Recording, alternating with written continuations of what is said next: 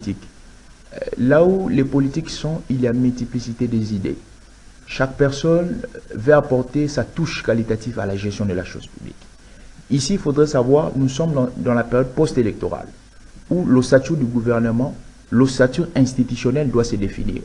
L'ossature institutionnelle se définit au regard des principes constitutionnels. C'est quoi les principes constitutionnels? Les personnes qui doivent gérer les institutions doivent être issues de certaines institutions. Par exemple, les gouvernements émanent du Parlement. Il faudrait que ceux qui ont la majorité parlementaire, c'est à eux que revient le gouvernement. Or, le gouvernement, c'est cet appareil qui gère la vie quotidienne de l'État. Qu'est-ce qu'il faut faire étant qu'acteur politique? Les acteurs politiques ont la velléité de gérer la chose publique, les envies de gérer la chose publique. Ils vont se liguer, ils vont se réunir. Nous sommes dans une approche aussi organisationnelle. Pas des ambitions démesurées, hein? Non, pas madame. De chantage. Si c'était des ambitions démesurées, ici je parle dans une approche très scientifique. Si c'était des ambitions démesurées, il y allait avoir plutôt des cabales non connues, des réunions nuitamment. Mais lorsque les acteurs politiques se manifestent officiellement, en portant même des messages officiellement, je ne pense pas que ce sont des ambitions démesurées.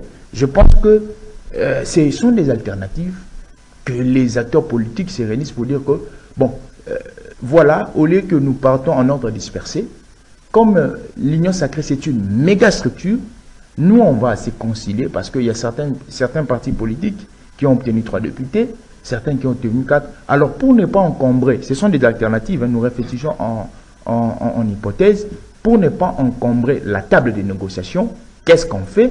Nous allons nous réunir autour d'une sous-plateforme qui fera ce que une personne va être notre chef de file, il va amener, je n'appelle pas ça revendication, mais notre cahier des charges.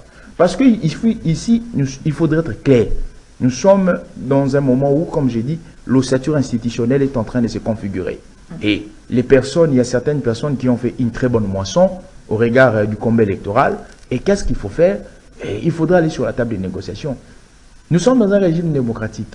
Si je parle de la table de négociation, c'est que la dialectique est autorisée dans un cadre institutionnel. Alors ici, la table de négociation, ce n'est pas dans un cadre extra-institutionnel. C'est dans un cadre institutionnel. Ceux qui ont les députés, c'est les parlements. Ils vont aller dans une table de négociation pour voir comment est-ce qu'on doit tracer l'ossature institutionnelle.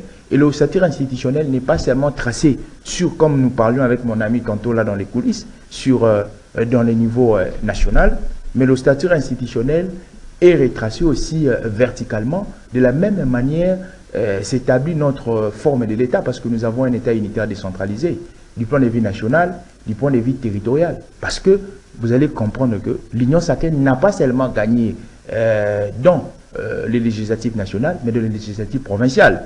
Or, le gouvernorat provincial est issu du législatif provincial, des assemblées provinciales. Les sénateurs sont ici des assemblées provinciales, ils tirent leur légitimité là-bas. Donc, je pense qu'il y a de la mer à boire, mais ce n'est pas quelque chose de démesuré. Ici, il faut avoir une communication saine et pure. Il y a certaines personnes qui veulent... Moi, je ne donne pas encore une certaine motivation.